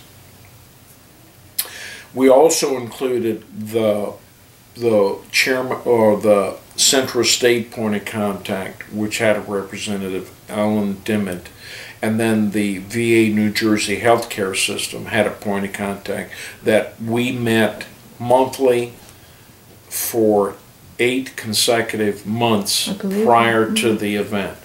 And so it involved with me as the co-chair developing the initial flyer that went to the various different breakout sessions, and then the individual display and information table attendees, which culminated in that event, which I was very proud of in the fact of the execution aspect. The only what was disappointing me personally, as well as the committee, is the lack of the diminished number of individuals that attended. I had hoped for 250 to 500. We probably only got about 100 to attend. So this year, just so you know, you'll be the first to know, is we've agreed as a follow-up meeting with the hospital and the VA to do this again, but we're going to try to do it in November, Carol. Instead of the summer? Yes, instead of what we learned in September was September. It wrapped around 9/11, so there was a lot of activities. It was that weekend of 9/11. It was on the 12th, followed 9/11. So we're going to, my goal is to have it the week before. If it's going to be called Veterans Health and Wellness Expo, I want to have it either the week before the actual Veterans Day. Okay. So you're the first to know that it's either going to be on the 4th or 5th, Friday or Saturday. Let me ask you this, is if you had your druthers, and you said you would come back, would you rather have it on a Friday or on a Saturday? Saturday. Really? Interesting. Okay. I have to work Friday. I have to be at the museum. I gotcha. Okay. But if we have it on Friday, it's gonna be depending on availability. All right, but those are the 2 days where, of course, it's going to be held at the hospital. Yes. Did you like that venue where we had that open foyer, where all the tables were set up? No, I was very pleased with the execution of that, and that we are going to have the 2nd annual. Good. So just save the date. It's either going to be the 4th or the 5th of November, which I think would tie in. I am appreciative that around Memorial Day and Veterans Day, especially in our community and the surrounding area, and I'm sure it reflects all Americans across our great country, is that Veterans Day is a special day for everyone, whether you're a veteran or not, to appreciate us as veterans. So my intent is to have it in that week before to garnish that great sense of support to our veterans prior to Veterans Day. And so that was the reason to have it on that Saturday prior to Veterans Day, with the intent that, with the hope that we would get more participants. Yes, of course. Well, before we go up and film your memorabilia, I just want to say, Sam, I'm honored and humbled that I'm here today, and that you spoke of your sacrifice and contributions that you made in service to our country. Thank you, and God bless you. Thank you very much for being here, Carol, as well. Thanks. All All right. Carol, this room displays all of my various different awards and decorations over the 37 and a half years that I was in the service. So Yes. I'd like to begin with this picture here is of me here, on this indicated here, Okay. as part of the, while I was at Seattle University Reserve Officer Training Course company. And this picture was taken, I believe, in May of 1971, prior to our graduation. Next is this certificate is a Distinguished Military Student Award from the Seattle University, of which upon graduation I was honored with being a distinguished military student as well as a distinguished military graduate from the ROTC program at Seattle University. This next certificate is my certificate promotion order commission as a second lieutenant. So this particular certificate is for my promotion to the rank of, or my commissioning in May of 1971. Here is my diploma from Infantry Officer Advanced Course in June or July of this is August of 1971, followed by my graduation from Airborne School in September of 1971, and then, which I'm most proud of, is my Ranger Course diploma that I was able to receive in November. This picture is my TAC officer, Captain Mark Christensen, who was our TAC officer. And this is a picture of my Ranger class number 5-72, which indicates all of our graduates in November. And I'm located right there. Oh. In the front. And the reason why I was in the front was I was the company morale officer for our unit. Oh. So when we went on various different movements or operations during the 9 to 10 week course, Captain Christensen would ask me to come forward and say a prayer for all of us to ensure that we would complete whatever particular exercise. And I was referred to as the company morale officer, and that's the reason why I'm sitting here or kneeling here in front. Very interesting. All right, and then from there, once I reported to the 82nd Airborne Division, when we get over to here, this is as a second lieutenant, I completed Jump Master course, followed by in July of 1974, I was, which is no longer conducted, a certificate of POP-Vest. It's an induction ceremony into being a airborne soldier. From there I went to, from that particular assignment, from the 1st to the 504th, I went to become the OIC of the Recondo long-range reconnaissance school course of the 82nd, and once I completed my one-year tenure, I believe in February, this assignment was from February of 1973 to February 1974, I received this James Bowie knife as a token of appreciation from my NCOs from that particular school. And I also left with, that same time from the school, from the G3, provided me this plaque And what's unique about this plaque is the fact that it has all of the particular shoulder insignias from all of the units that are in the 82nd. Their particular unit crests are indicated here based on this particular. I also completed the Air Movement Operations course, and this certificate is here.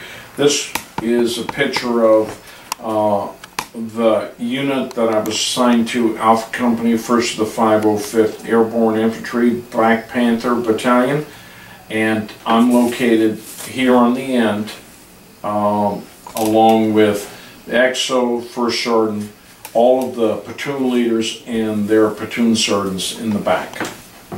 That was in May of, I believe, 1974. Up here, once I left the 82nd Alpha Company, 1st to 505th, I went to the advanced course at Fort Benning, and then I was... I'm sorry, did you just point to the picture next to it? You're absolutely right. Thank you very much. This, from there, I left to go to the Infantry Officer Advanced course, and this is the picture. Yes, and this is the picture of our graduating class. And it's Infantry Officer Advanced Course 5-75, and I'm located right here. That's me in the graduation picture of our particular Advanced Officer Infantry course, Infantry Officer Advanced Course graduating class. But prior to that,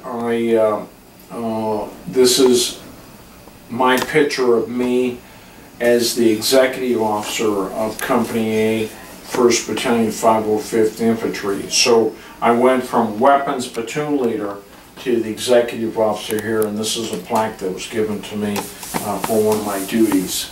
From there, after graduation, I went to Fort Dix, and I was company commander of the 1st Charlie Company, 1st Battalion, 3rd Infantry, or 3rd Basic Combat Training Brigade. This is a picture of me on the parade field as we're getting ready to parade, graduation parade on the field, Doughboy Field at Fort Dix. And these are several of the plaques that were given to me during my tenure as company commander of Charlie Company, 1st Battalion, 3rd Basic Combat Training Brigade, and then Charlie Company, 2nd Battalion, 5th Advanced Individual Training Brigade. And then this last is my promotion to captain, a promotion order to captain. Moving on over to here on this side is my diploma from the Command and General Staff College, which I completed in 1987, I believe. And then various different promotion orders. This one is my promotion order to Lieutenant Colonel, and then this one is my promotion order to Colonel. And it's signed by the Army, Secretary of the Army for both promotions. This is my Air University, United States Air Force, Air War College diploma. So that completes that. And then moving over to here is all of these signify my time in Iraq from the time I left in June of 2006, picture of me coming home in December, and then picture of me in the All-Fall Palace in the green zone of the international zone. And this particular photograph depicts the international and green zone area in Baghdad, of which I was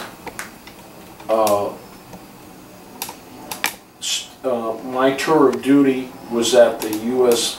Embassy, which is Saddam Hussein's former presidential palace, and I lived in one or two of the trailers in back of, well, during my year stay there, I lived in one of the trailers in back of the palace. And this is the green zone from aerial view, green zone.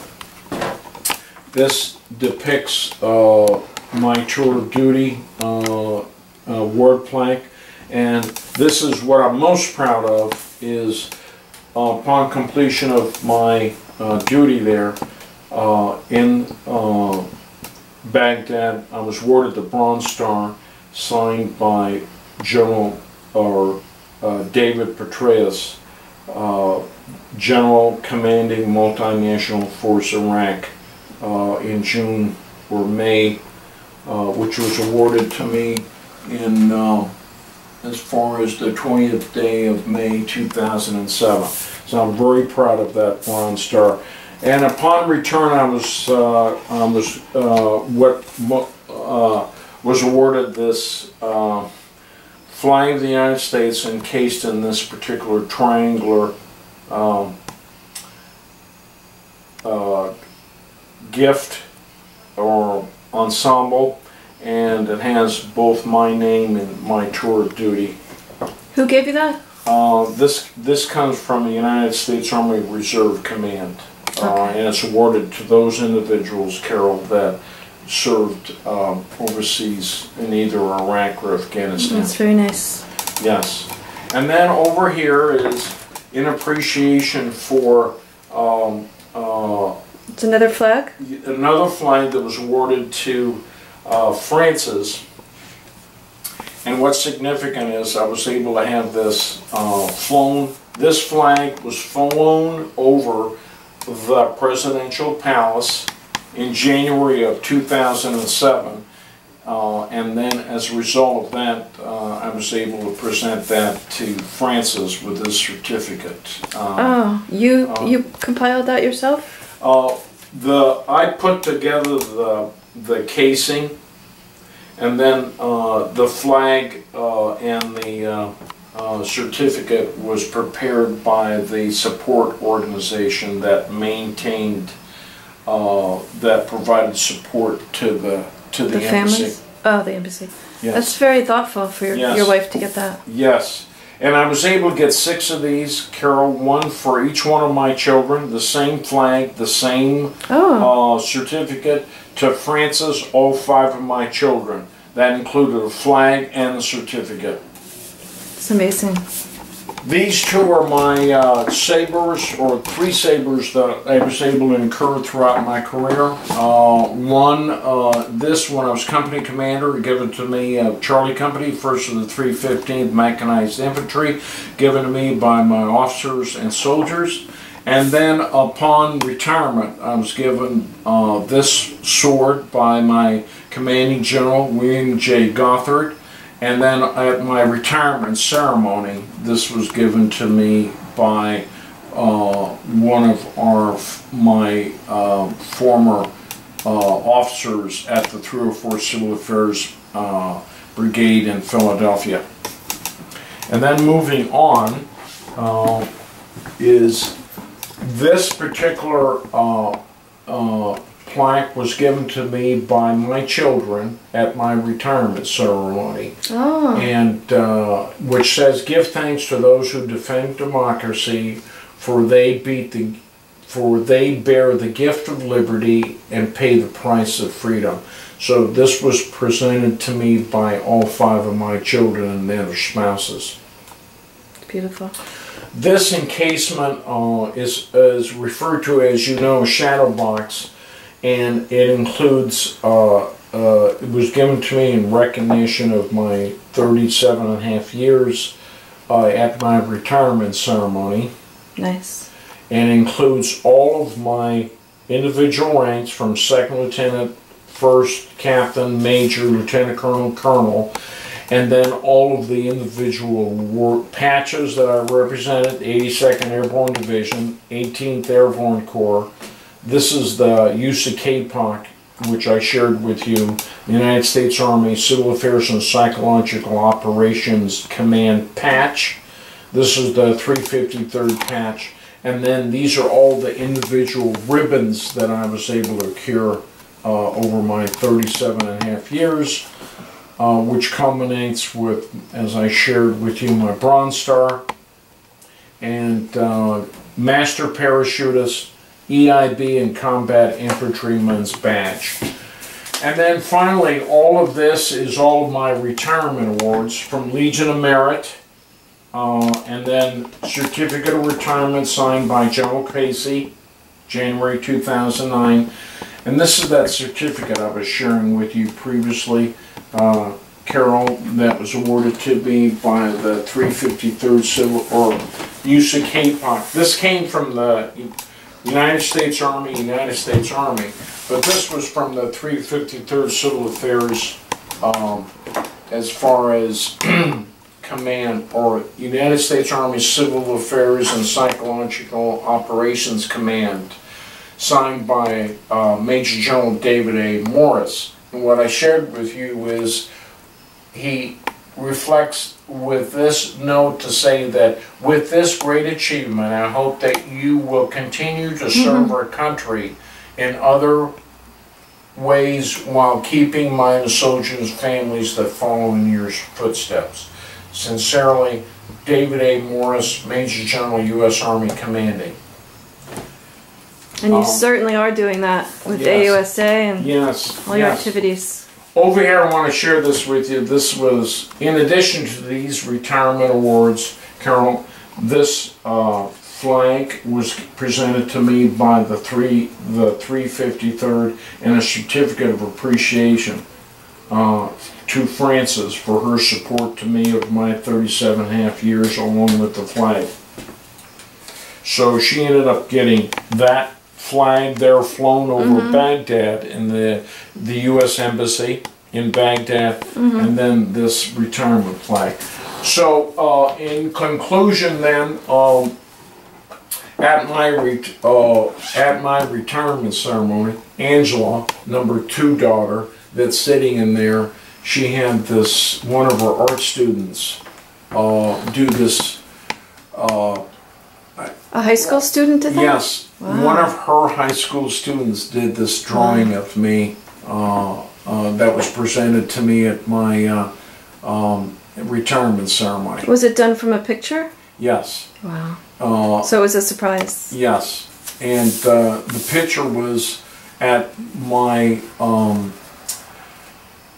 Bronze Star ceremony, of which I received the Bronze Star, as you can see this. So she took that picture, and I don't recall exactly what that art is referred to and what she did, but it's a particular drawing that was done by one of our art students. And then, which concludes here, is a picture of, since we are at Fort Wadsworth, and I shared this with you, is in vicinity of the Statue of Liberty, and I was able to have this picture provided to me in my retirement, as well as my last duty assignment, as you recall, was at 208 Drum Avenue at the U.S. Army Reserve Center on Fort Wadsworth, and this picture taken with all of our staff, signed by, with farewell notes from each one of them along the border. Oh, that's so special. Yes, and that. Are you in that picture? I am not. Oh, okay. I'm not in that picture. So, so that basically concludes all of our, or at least these Trojan room, and I wanted to share a couple other things with you, and that is the fact that I have several items of the is that this was my journal that I kept while I was in Iraq, and it reflects each one of the days that I was there. And while I was there, I was sent this Why a Daughter Needs a Dad, one of the items Teresa sent me, with pictures, and it talks about a daughter needs a dad to be the history of her family for her own children, was one of the quotes. And also, while I was away, Francis, as I mentioned to you, kept a photo album of all the pictures. So basically, that day-to-day journal, Carol, matches the pictures. Oh, I see. So the pictures match the journal. Nice. She did that while I was from here while I was there, and then when I returned, the children presented this album whereby it reflects all of the events that occurred in their lives while I was away for a year. Oh, okay. From various different birthdays and etc. Mm-hmm. So as a recap of what I missed while I was away. It's very, very special. You have a very thoughtful family. Yes. And you're thoughtful of them as well. Yes, and I'm very proud of them, and you know, in that regard, as far as their support of me, in support of our nation. Oh, thank you. It's a great way to end this interview. Yes. Thank you. Thank you very much, Carol, for being here. Great job, Sam. Thank you.